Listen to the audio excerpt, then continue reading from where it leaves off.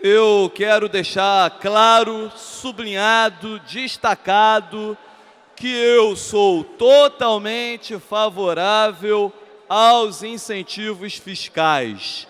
No entanto, também quero deixar sublinhado, destacado e claro que a política de incentivos fiscais no Estado do Rio de Janeiro não precisa apenas de um amplo debate, mas precisa de uma urgente correção de percurso, porque hoje é colocado na conta do micro, do pequeno, do médio empresário, quando na verdade só os gigantes estão sendo beneficiados, enquanto o micro, pequeno, médio empresário tem toda a dificuldade para conseguir um incentivo e assim gerar emprego e renda, as gigantes não têm qualquer tipo de burocracia para conseguir acessar as políticas de incentivos fiscais, tendo ganhos exorbitantes e nessa equação uma geração de emprego e renda mínima.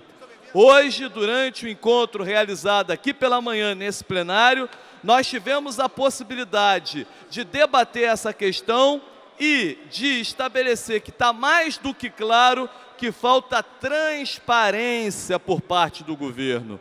E aí, não é por acaso.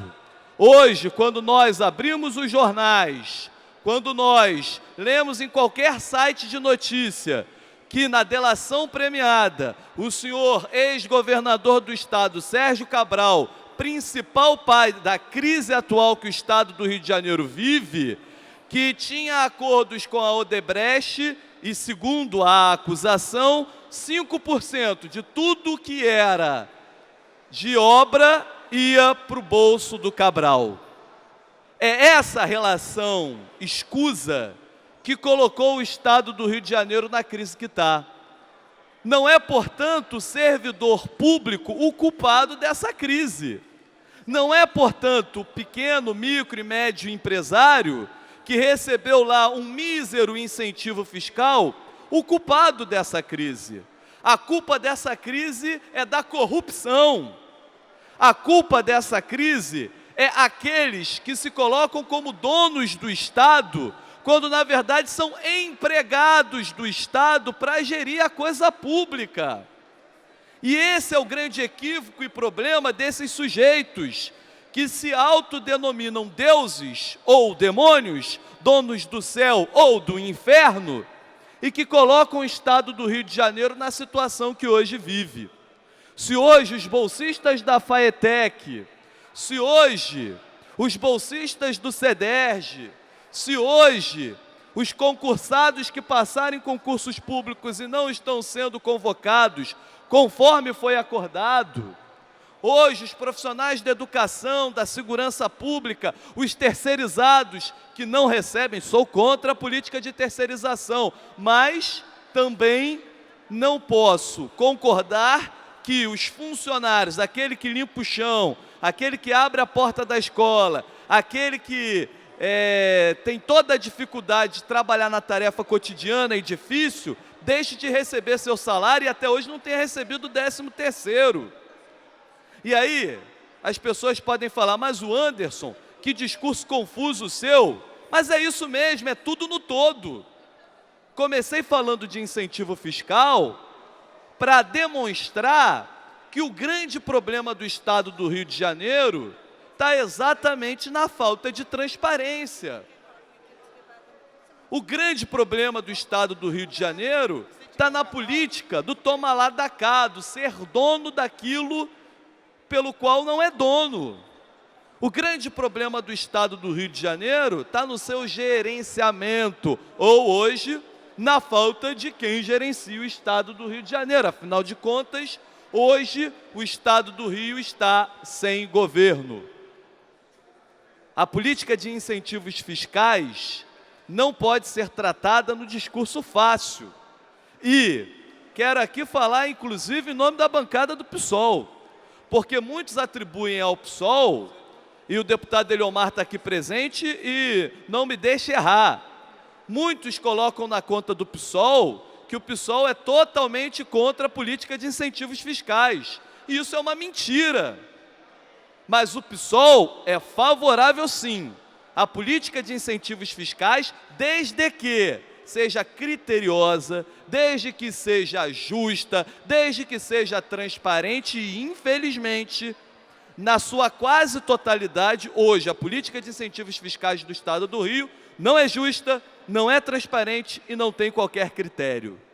Quando política de incentivo fiscal é determinada por decreto, ou como a Secretaria de Fazenda e Desenvolvimento Econômico adora dizer que o CONFAZ, que é responsável por 63% dos incentivos fiscais, diz que o CONFAZ faz um trabalho excepcional. Agora, quem é, e a pergunta tem que ser didática, quem faz parte do CONFAZ?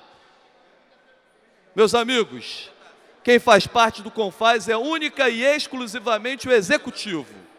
Apenas o Executivo estadual faz parte do CONFAZ. Logo, o CONFAZ é o governo do Estado.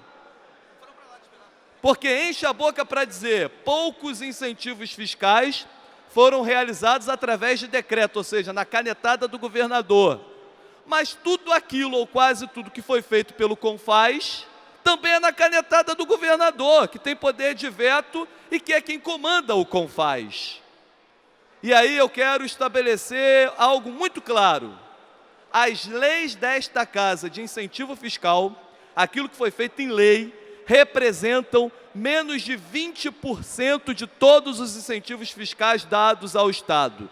E posso citar a lei do deputado André Correia com relação ao setor têxtil, que baixa o ICMS para 2%. A lei do metal mecânico do deputado Conte Bittencourt com outros deputados, que desce para 12%. A lei das cervejas artesanais, que é do próprio Executivo, aprovada por essa casa, que também desce o imposto para 12%. Essas e outras leis de incentivos fiscais feitas por essa casa, incluindo a lei Pezão e Rosinha, que é para 51 municípios, somadas todas essas leis de incentivos fiscais, elas não dão nem 20% daquilo que o Estado dá de incentivo fiscal. Isso tem que ficar claro. Os grandes beneficiários do incentivo fiscal, e diria que sozinha a Cervejaria Petrópolis pode ter aí na faixa de 5% a 10% de todos os incentivos fiscais do Estado, e aí você vê a incoerência dessa questão. E aí eu vou mais longe. E vou cobrar agora, a partir desse momento, toda vez que eu puder cobrar. Secretário Júlio Bueno, o senhor assumiu um compromisso diante do Colégio de Líderes. Assumiu um compromisso com relação a vários parlamentares, incluindo entre eles a mim. Vossa Senhoria disse que mandaria para essa casa, em setembro, a lei revisada com relação à questão da lei Pezão dos 51 municípios. Em setembro, procurei Júlio Bueno e ele disse que mandaria em dezembro. E estou esperando até agora. Talvez o momento já não seja tão oportuno como era no ano passado, mas essa lei precisa da revisão. Ela é injusta. Ela que tem o pretexto de criar igualdade regional, cria desigualdade regional. É uma lei que tem municípios que estão lá por pura politicagem, quando, na verdade, você tem vários outros municípios que necessitam desse tipo de lei para que, através de suas prefeituras, possam exercer o trabalho que tem que ser exercido. Até porque está aprovado por A mais B que dos 51 municípios que estão nesta lei de tributação diferenciada, já encerrando, senhora presidenta, dos 51 municípios, apenas 5 tiveram aumento claro de emprego, de renda e de benefícios para os seus municípios. Os demais não tiveram esse aumento. Claro, porque os prefeitos desses municípios cumpriram com suas tarefas. E também, claro, tiveram força política no Estado para fazê-lo.